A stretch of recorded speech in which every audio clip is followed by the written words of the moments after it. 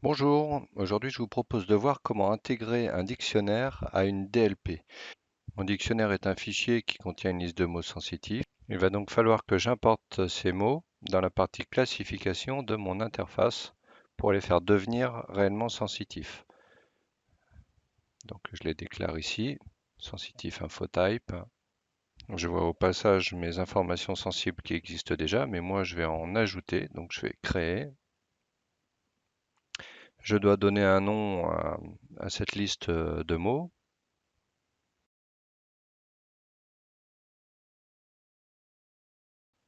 Et ensuite, je vais dire quels sont les éléments que j'ajoute. Je pourrais très bien ajouter un mot ou une liste de mots. Nous, on a choisi le dictionnaire. Donc, on ajoute un élément. Je choisis de dire que c'est un dictionnaire que je souhaite importer. Et donc, je vais ajouter ce dictionnaire qui correspond en fait au fichier qu'on a vu tout à l'heure au début de la vidéo. Donc, je vais importer ce fichier. Dans le bas de l'interface, on voit que j'ai un petit bouton d'import. Si je clique dessus, je vais pouvoir dire que c'est à partir d'un fichier TXT que j'importe mes datas. Je choisis le fichier TXT que je montre au début de la vidéo.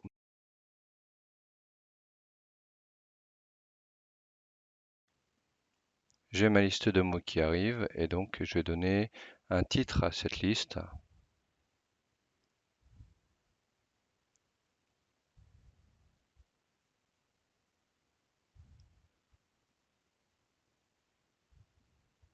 Et je sauvegarde.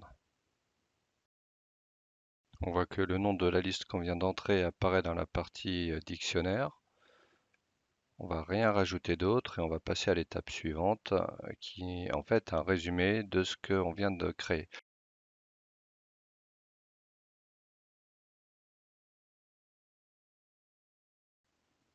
On confirme qu'on ne veut rien faire d'autre. On va passer à la suite.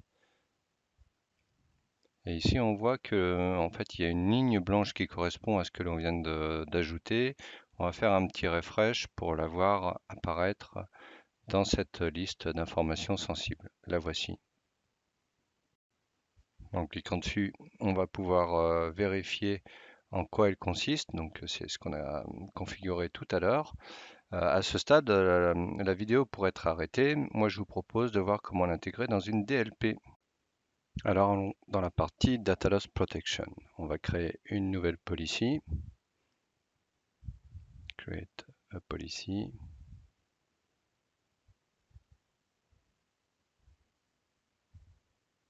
On va en choisir une custom.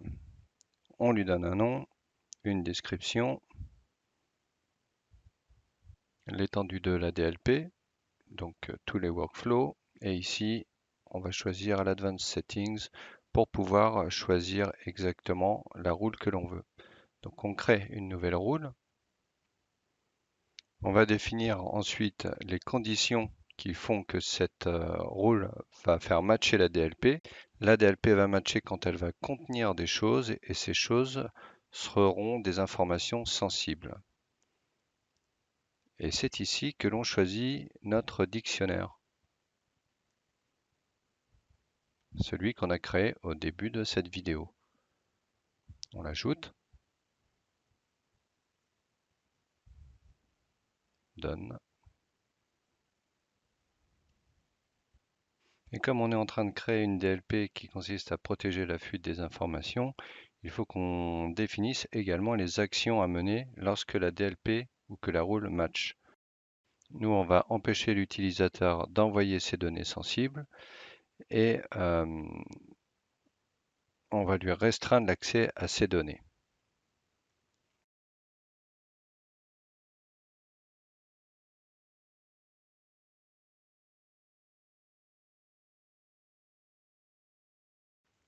On va également notifier l'utilisateur qu'il est en train de faire des choses interdites.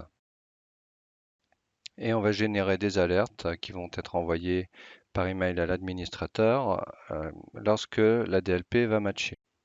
Ici, on a le détail de ce que va contenir l'alerte, par exemple le nom de la personne qui a fait matcher la DLP, quelles données sensitives il a essayé d'envoyer à l'extérieur ou à l'intérieur selon ce qu'on aura configuré. Et notre rule est terminé. Donc on va la sauvegarder et on l'intègre à la DLP.